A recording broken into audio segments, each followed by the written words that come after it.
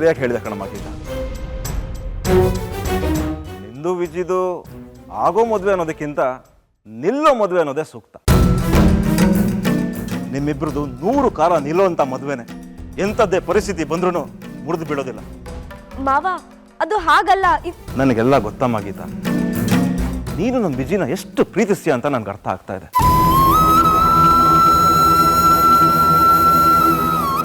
ಹೆಂಡತಿ ಗಂಡನಿಗೆ 2ನೇ ತಾಯಿ ಅಂತಾರೆ.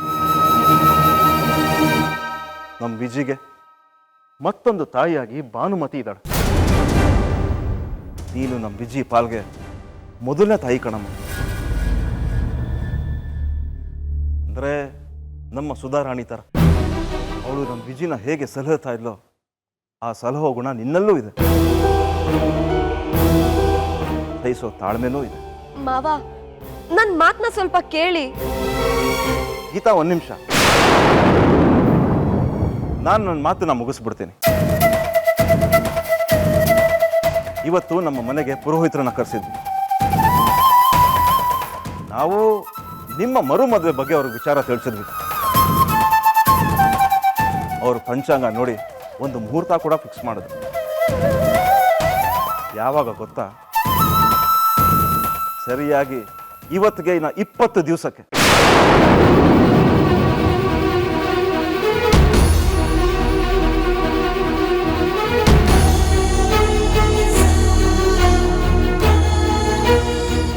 ಏನ್ ಮುಖ ನೋಡ್ತಾ ಇದ್ದೀರಾ? ನೀವೆಲ್ಲ ಬಾರಿಸಿ. ಮುಂದಿನ ವಾರನೇ ಮುಹೂರ್ತ ಅಂದ್ರಮ್ಮ. ಮಾವ, 1 ನಿಮಿಷ ಇರಮ್ಮ. ನನ್ನ ಮಗನ ಮದುವೆಗೆ 15 ದಿವಸದಲ್ಲಿ ತಯಾರಿ ಮಾಡ್ಕೊಳಕ್ಕಾಗತ್ತಾ? ಅದಕ್ಕೆ ನಾನು 15 ದಿವಸಗಳಾದ್ರೂ ಕಾಲಾವಕಾಶ ಕೇಳಿದೆ. ಅದ್ದೂರಿಯಾದ ಮದುವೆ ಕಣಮ್ಮ ಇದು. ನೀವೆಲ್ಲ ಏನ್ ನೋಡ್ತಾ ಇದ್ದೀರಾ? ನೀವು ಬಾರಿಸಿ.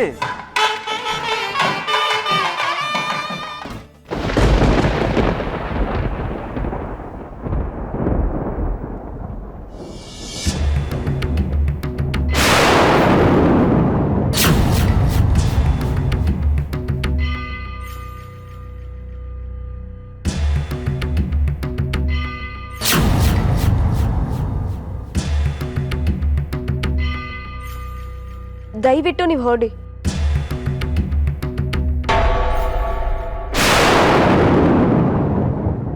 ನಿಮ್ಗೆ ಹೇಳ್ತಾ ಇರೋದು, ದಯವಿಟ್ಟು ಹೊರಡಿ.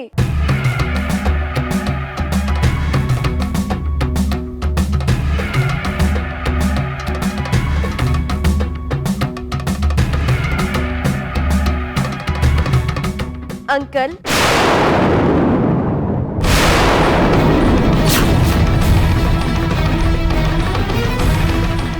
ದಯವಿಟ್ಟು ನನ್ನ ಮಾತನ್ನ ಸ್ವಲ್ಪ ಕೇಳ್ತೀರಾ?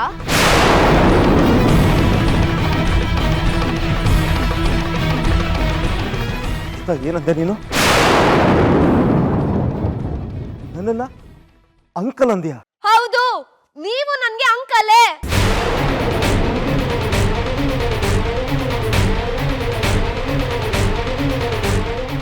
ಏನಮ್ಮ ಇದು? ಬಾಯಿ ತುಂಬಾ ನನ್ನನ್ನ ಮಾವ ಅಂತ ಕರೀತಾ ಇದೆ, ಈಗ ನನ್ನ ಅಂಕಲ್ ಅಂತ ಕರೀತಾ ಇದೀಯ. ಏನಾಯ್ತಮ್ಮ? ಯಾಕಂದ್ರೆ ನೀವು ನನಗೆ ಮಾವ ಆಗೋದಕ್ಕೆ ಯಾವತ್ತಿಗೂ ಸಾಧ್ಯನೇ ಇಲ್ಲ ಅಂಕಲ್.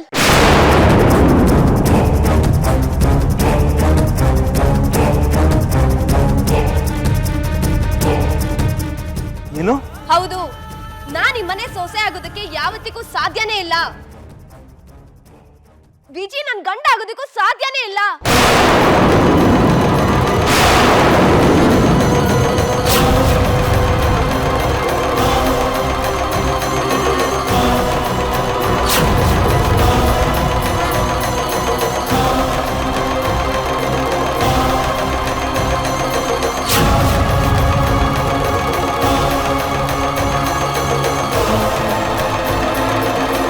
ಪ್ಲೀಸ್ ಗೀತಾ,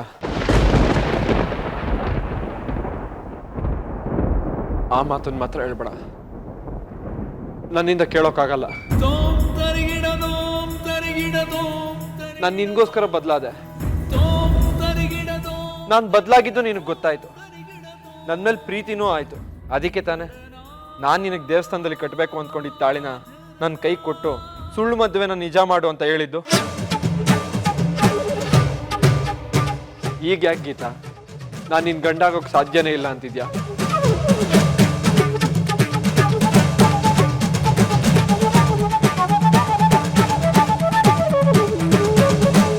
ವಿಜಯ್, ಏನೋ ಹೇಳ್ತಾ ಇದೀಯಾ? ಸುಳ್ಳು ಮದುವೆನಾ? ಹೌದು.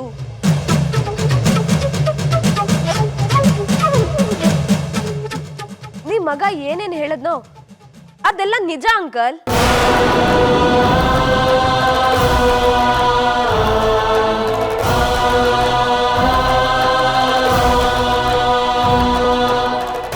ಗೀತಾ, ಹೌದು ಅಂಕಲ್. ನಾನು ವಿಜಿ ಮದ್ವೆನೇ ಆಗಿಲ್ಲ.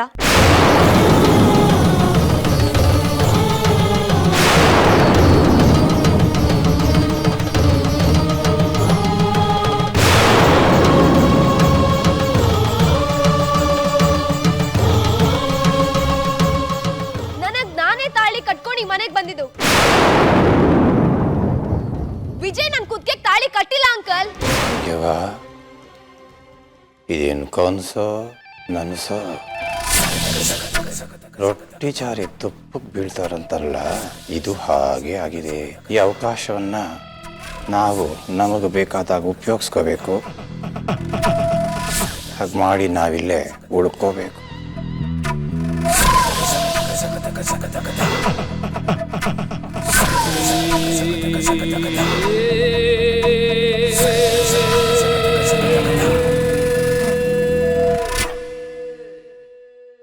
ಅಳಿಯ ಮಗನಾದನು, ಮಾವ ಮದುವಾದನು. ಆಹಾ ಆಹಾ, ಎಷ್ಟು ಮುದ್ದಾದ ಜೋಡಿ ನನ್ನ ಮಗಳು ಅಳಿಯಂದು.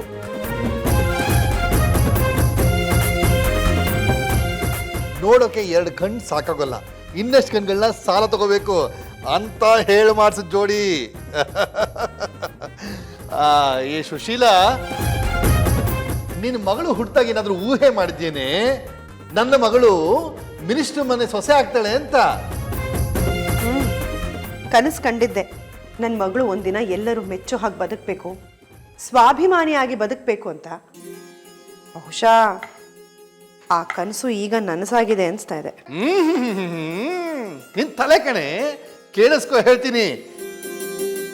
ಗೀತನ ಕೈಲಿ ಮಾಯವಾಗಿದ್ದ ಅದೃಷ್ಟದ ರೇಖೆ ದುತ್ತಂತ ಪ್ರತ್ಯಕ್ಷ ಆಗ್ಬಿಟ್ಟಿದೆ. ಅದಕ್ಕೆ ಕಣೆ ನನ್ನ ಮುದ್ದಾದ ಅಳಿಮಯ್ಯ ಗೀತನ ಮದುವೆ ಆಗಿರೋದು. ಅಯ್ಯೋ ಅಯ್ಯೋ.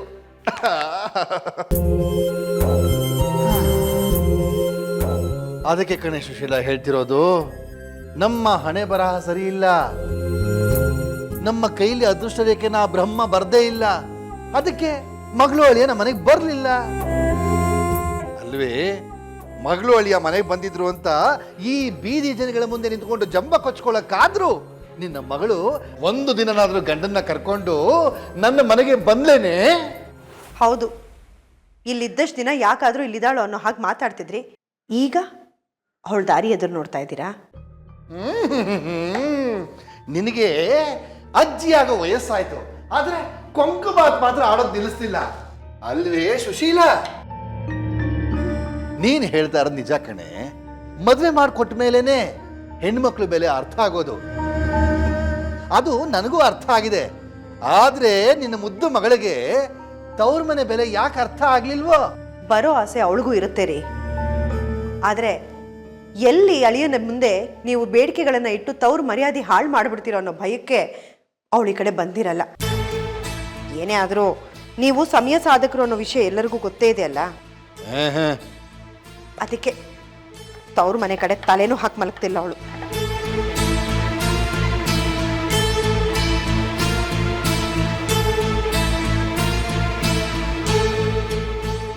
ಏ ಸುಶೀಲಾ, ಈ BP ಶ್ರೀನಿವಾಸ ಸಮಯ ಸಂದರ್ಭಕ್ಕೆ ಬದಲಾಗೋನಲ್ಲ ಕಣೆ.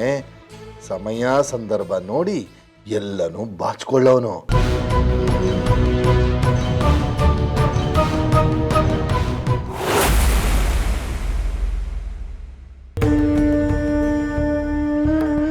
ಗೀತಾ, ನೀನು ಏನು ಹೇಳ್ತಾ ಇದೀಯಮ್ಮ? ನಿಮಗ್ ಗೊತ್ತಿಲ್ದಿರೋ ಸತ್ಯನೇ ಹೇಳ್ತಿದ್ದೀನಿ ಅಂಕಲ್. ಎಷ್ಟೋ ವಿಷಯಗಳು ನಿಮ್ ತನಕ ಬಂದೇ ಇಲ್ಲ ಅಂಕಲ್.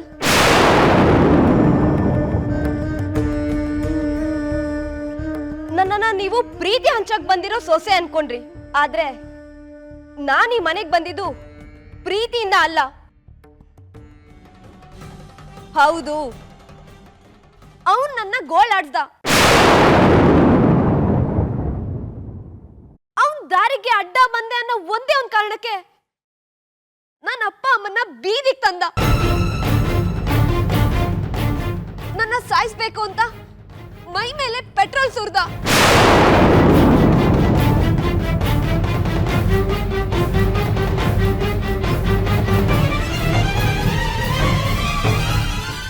ನಾನು ಅವನ್ನ ಸ್ಪೋರ್ಟ್ಸ್ ಅಲ್ಲಿ ಸೋಲ್ಸ್ದೆ ಅಂತ ಕಾಲೇಜಿಂದ ಈಚೆ ಹೋಗಿ ತನ್ನನ್ನ ಬೈತಿರೋ ನಿಮ್ಗೆ ಸಮಾಧಾನ ಮಾಡೋಕೆ ನನ್ನ ಗೆಸ್ಟ್ ಹೌಸ್ ಕರ್ಸಿ ನನ್ ಜೊತೆ 10 ನಿಮಿಷ ಇದ್ದು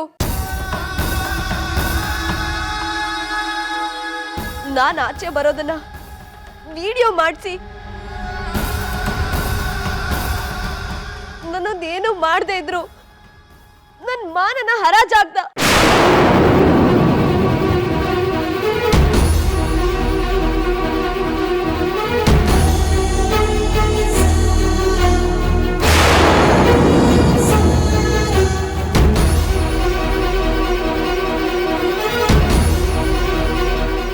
ಆ ಕಾರಣಕ್ಕೆ ನಮ್ಮಪ್ಪ ನೋಡಿದ ಸಂಬಂಧ ತಪ್ಪೋಯ್ತು. ಮಾನ್ ಗೆಟ್ಟವಳು ನಮ್ಮ ಮಾತು ಕೇಳ್ಬೇಕಾಯ್ತು.